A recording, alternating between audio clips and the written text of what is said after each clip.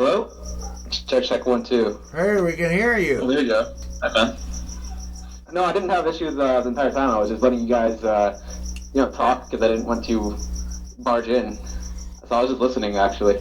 Right on. Well, nice to have you joining us. And your name, I take it, is Tony. Is that correct? That is accurate. Yes. If you never met host Zach here, I've had several videos with him. We've had several conversations before. And one thing that I have done with a lot of guests is to do some personality type questioning, typing type stuff, you know? Can you guys see me? Nope. Nope.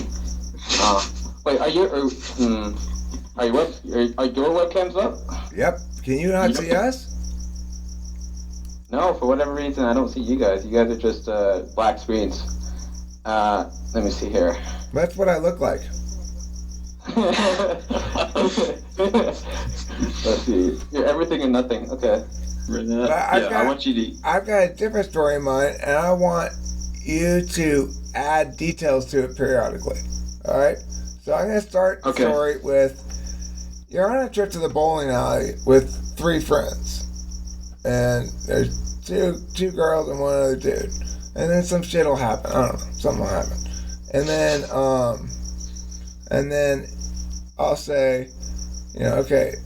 And then Zachary, and then you can come up now with something that occurs, like maybe they leave, go to a different place, or maybe they... Steve and Sarah are a couple. Steve and Sarah are a couple, you're right. And, okay, hey, Tony's back, okay. So at least we know that much, okay. We've got a nice foundation. All right. Okay, we can see you. All right, Tony. Hey, we can see you. Now can we hear you and see you both? Hopefully you don't pull a Helen Keller here. It's a miracle. We can hear and see you both. Okay. So, are you ready for the questioning of a lifetime? Lay it on me. All right. So, you, Tony, are going to the bowling alley. You are with 3 friends. You're with a couple, Steve and Sarah, and this other girl, whose name was Julie? Julie, right, okay. And this other girl, whose name was Julie. Now, here's the thing. Steve and Sarah, they aren't getting along, but they're okay. They're a little chilly with each other, right? Now, meanwhile, you go up, you got the lanes, you're the one who called it in ahead of time for some reason, and by the time you get back and you got the shoes for everybody and you got the lane assignment, Steve has got water dripping on his face or some sort of liquid because Sarah's poured some sort of beverage on top of his head, right? Oh, man. Now the manager of the bowling alley is getting mad because somebody's got to mop that up, and he's blaming you because you're the guy who went to the counter, and he's saying, hey, you got to do something about your friends over there, buddy. I don't like the way you guys behave. I mean, the first thing you do is spill stuff on the floor. I'm not happy with it, okay? And then, meanwhile, Julie is much more practical-minded, but also kind of a bitch, and she's just like, look, Tony, you and me, what we really ought to do is just split out of here. Let them pick up the tab for this whole goddamn thing. They're the ones causing the problem. And we take a cab. I've got tickets to the Laker game tonight. And it's the playoffs, too, by the way, in March. And you should come with me. Let's go do that instead. You can either go attend to the guy who's yelling at you about get the mop, okay, and make that problem go away. You can try to patch things up between Steve and Sarah.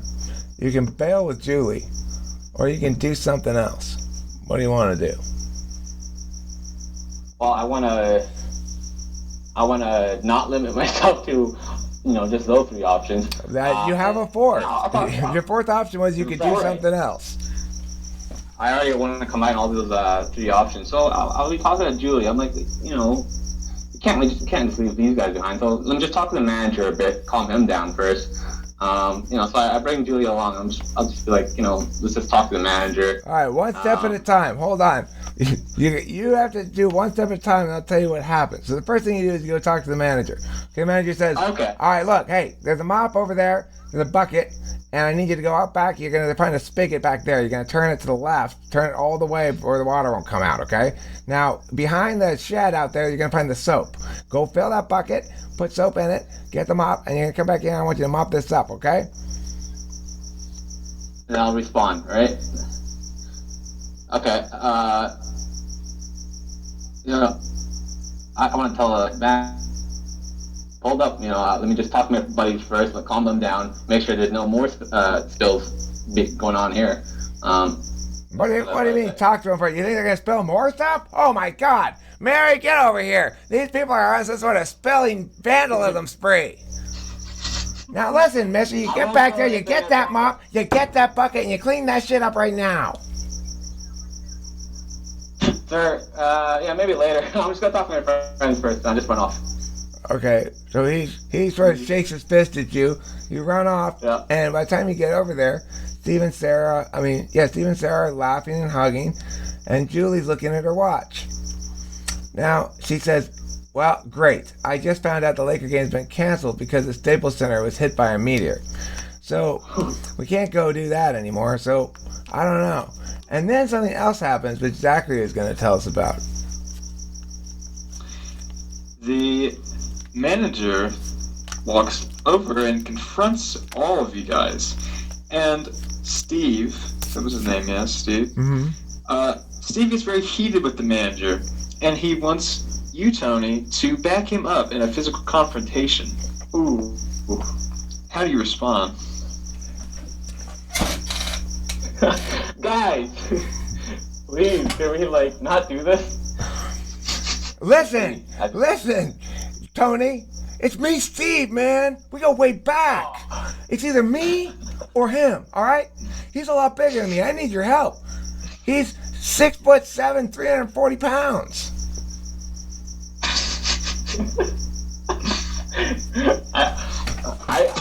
And then I continue to just laugh at the situation in hopes of the laughter kind of being contagious and calming everyone down from there, and then see the reaction after laughing. What does his laughter do, Zachary? What effect does his laughter have? Does it work?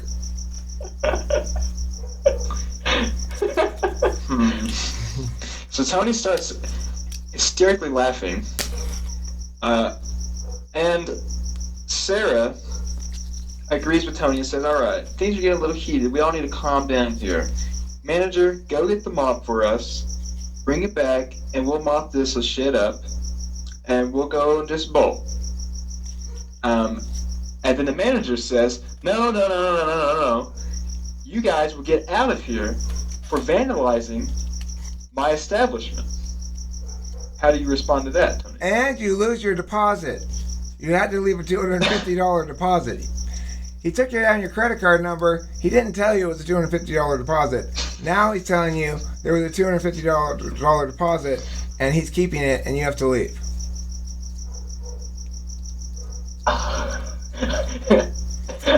I'm tempted to just abort this simulation right now because I don't. This is not reality. I feel like my laughter would have a different effect than piss him off more. But he's not pissed off more. He's de-escalated. He's de-escalated from violence to his second plan, which is just kick you out and basically steal some of your money. He's a shady guy. It's real life. If you go into, he used to be in the Russian mafia before he opened this bowling alley. That's why he's kind of a dick. Yeah. Well, then I'd talk to the manager a bit, like, hey, can we talk?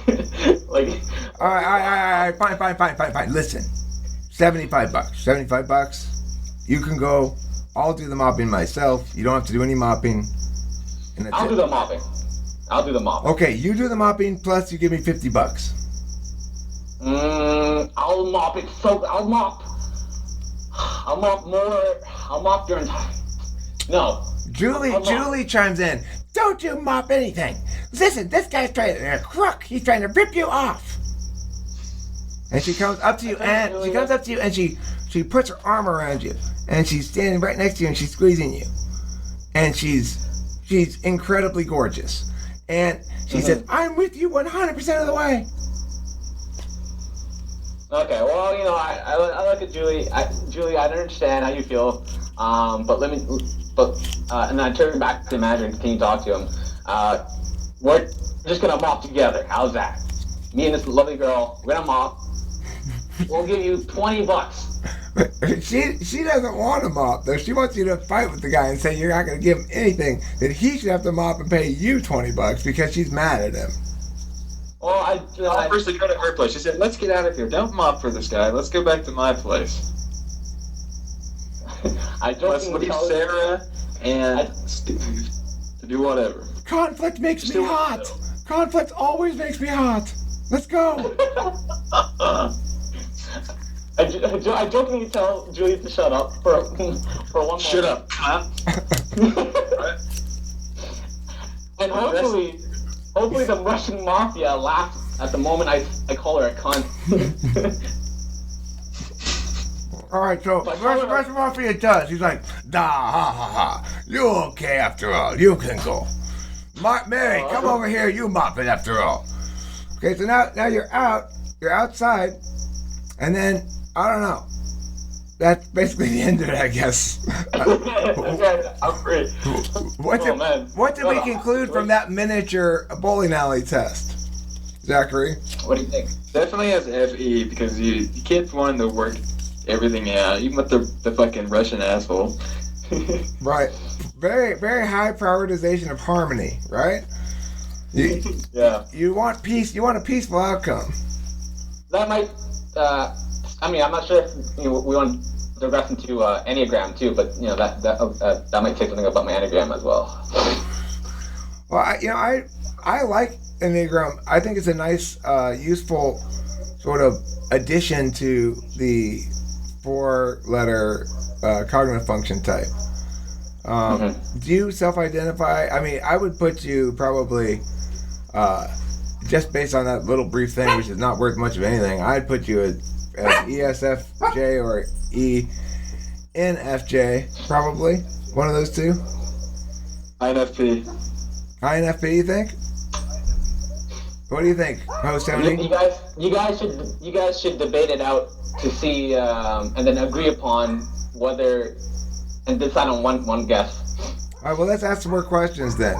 Let's do Mystery Island.